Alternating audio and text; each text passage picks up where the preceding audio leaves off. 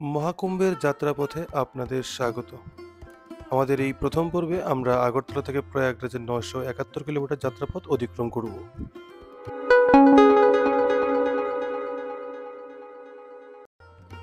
প্রয়াগরাজ যাওয়ার জন্য আমাদের আগরতলা থেকে দিল্লি অবধি ফ্লাইট ছিল এবং তারপর ট্রেন।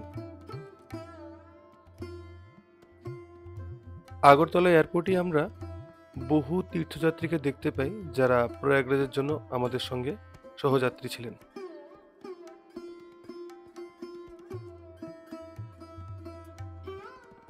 প্রায় 2 ঘন্টা 50 মিনিট ফ্লাইট জার্নির পর আমরা দিল্লি ইন্দিরা গান্ধী আন্তর্জাতিক বিমানবন্দরে নামি।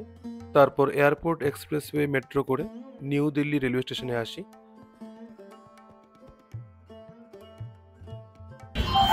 আমরা এখন আছি নতুন দিল্লি রেলওয়ে স্টেশনে এবং আমাদের ট্রেন হচ্ছে গিয়ে পুরুষোত্তম এক্সপ্রেস 10:40-এ আমাদের ট্রেন রাত্রি।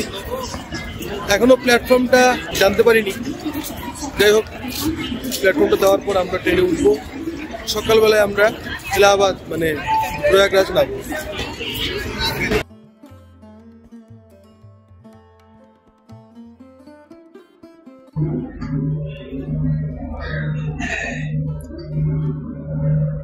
फूड ब्लॉगिंग टेस्ट कैसा अच्छा है?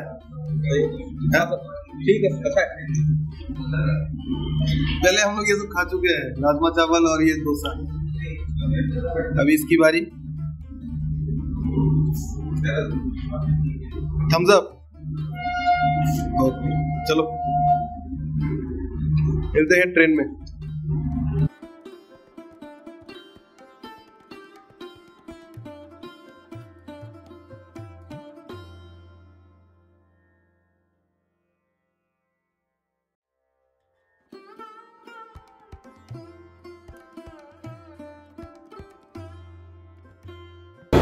আমাদের টিকিট কনফার্ম হয়নি আরএসি। আমরা এখন ট্রেনের জন্য মোটামুটি ট্রেন চলে এসছে।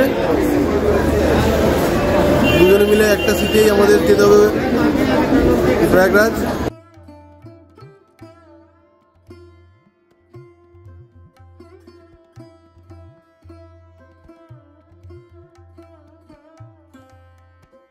ট্রেনটা মোটামুটি ঘন্টাখানেক লেট ছিল।